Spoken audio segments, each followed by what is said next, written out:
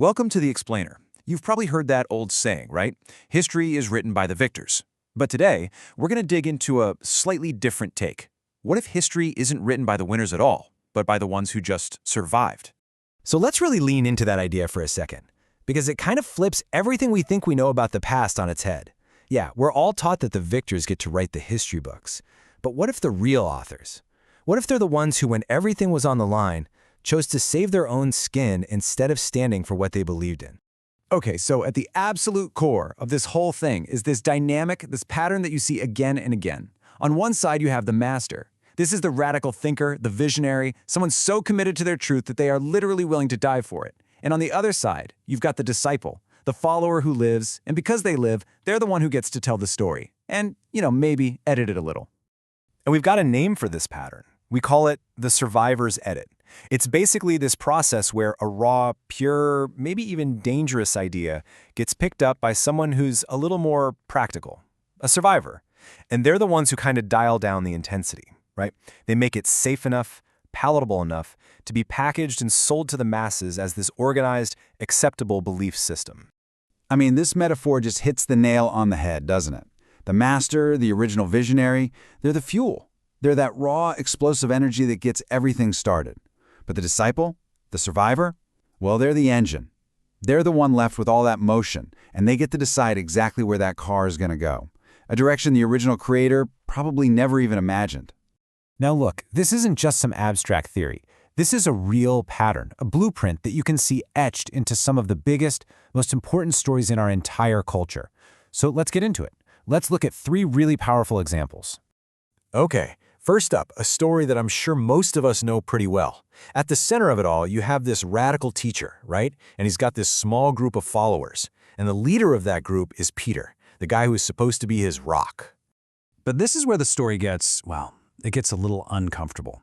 When the moment of truth actually arrives, what happens?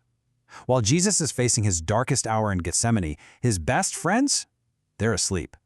When the soldiers show up, they all just scatter. And Peter, the so-called rock, the chosen leader, he denies even knowing his master 3 times, all just to save his own skin. And that right there, that is the incredible irony of it all. Think about it. The world's largest religion wasn't built on the rock-solid loyalty of its founders. No, it was built on their failure. It was only after their master was dead and gone that they could come back, reframe the story, spin their failure, and use his sacrifice to build this massive institution. Okay, so let's jump over to ancient Athens, because you see this exact same pattern, this legacy editing, this sanitizing of the story play out again. This time, it's with the father of Western philosophy himself, Socrates, and his star pupil, Plato. So, you gotta remember, Socrates wasn't some academic shut-in. He was a street philosopher. His whole thing was live, challenging, in-your-face conversation. He intentionally wrote nothing down. So when he's sentenced to death, his rich disciples, guys like Plato, they offer to bribe the officials to save him, basically undermining the very principles he was dying for. And of course, he refused. But then what happens? After he's gone, Plato is the one who picks up the pen. He writes everything down, and in doing so, he turns the living, breathing Socrates into a character in his own books, a character he uses to push his own political ideas. All right, let's fast forward to a more modern example. The same dynamic, but this time it's not about religion or philosophy. It's about art, ego, and a pretty famous friendship, or what was supposed to be one.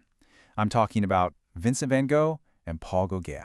So Van Gogh, he basically idolized Gauguin, who was the more famous artist at the time. But Gauguin, let's just say he had a massive ego.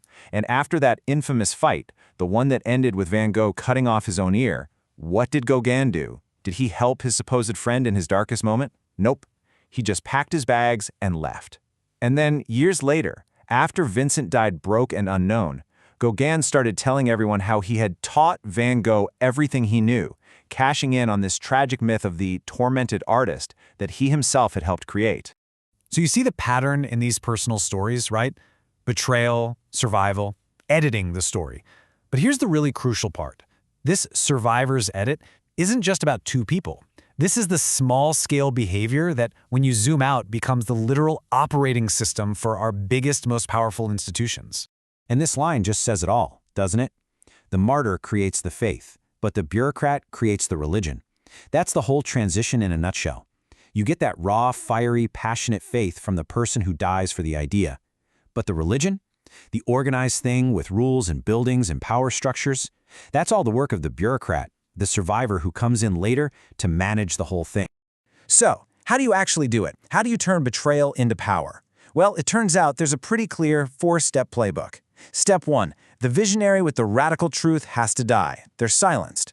Step 2, that defeat, that failure, gets spun into a myth, a noble sacrifice. Step 3, the survivor, the one who ran away, is suddenly propped up as the new leader, the gatekeeper of the truth. And the final step, the real kicker? The institution they build uses the memory of that original failure to control people, offering them forgiveness if they just fall in line. Okay, but this brings up a really important question, right? What about real loyalty? You know, the selfless kind. It has to exist, and it does, but here's the tragedy. We almost never hear about it. Because that kind of history, the history of genuine integrity, happens on a small, quiet, anonymous scale, and it just doesn't get written down. You could say that history has an ambition bias. It's totally obsessed with recording the big, flashy, top-down kind of loyalty, the kind that's really an investment, a play for power and glory. But it completely ignores the quiet, horizontal, person-to-person loyalty, the kind that's based on real conviction. And you know why? Because those anonymous acts, they don't build empires. They just build dignity and integrity. And those things, unfortunately, don't leave a paper trail. And when you really think about that, it leads to a pretty devastating conclusion. That glory we celebrate, the fame, the statues, the history books, a lot of the time is just what's left over after real, quiet integrity has already burned away, completely unnoticed. So, okay, this is all fascinating history, but why does this ancient pattern matter right now? Well, because in the 21st century, this whole machinery of manipulation and control has gone into absolute overdrive.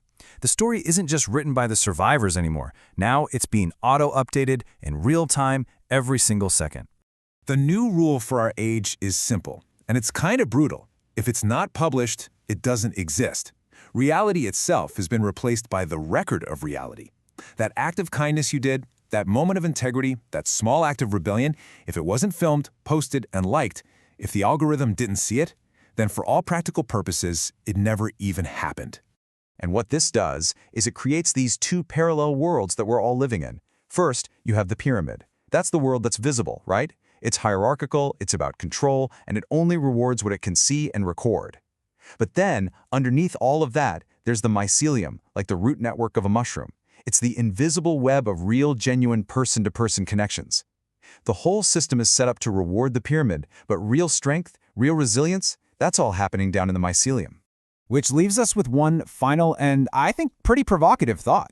In a world that is completely obsessed with recording everything, where fame and glory are often just the shiny things left behind when real integrity is gone, maybe the most radical thing you can do isn't to build a following or chase influence.